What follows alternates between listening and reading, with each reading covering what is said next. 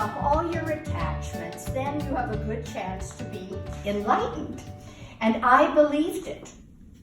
So I did just that and ended up renting a cottage, sight unseen. A friend of mine found me a cottage on an island, Achill Island, on the west coast of Ireland.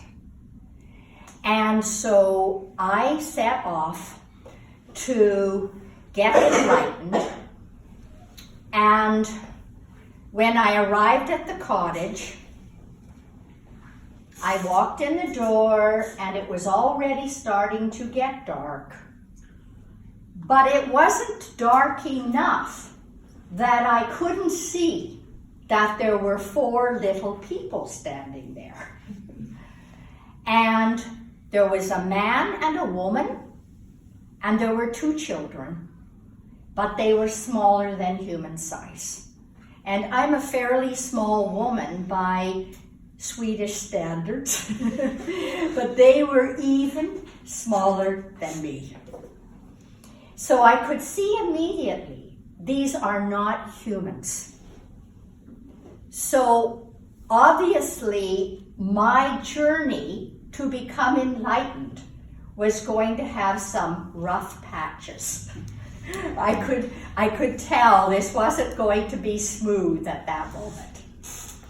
And the next moment after this, the leprechaun, because this is what he said he was, he said, well, I'm glad you're here.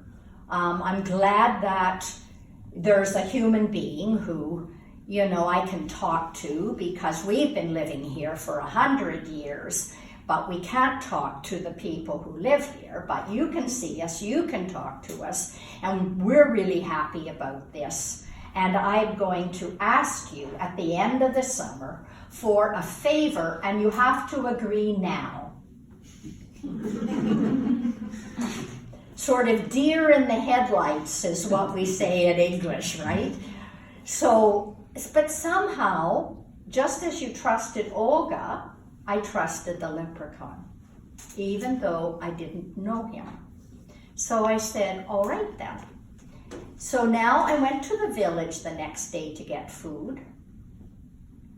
And when I was getting food, and it was a store, which, you know,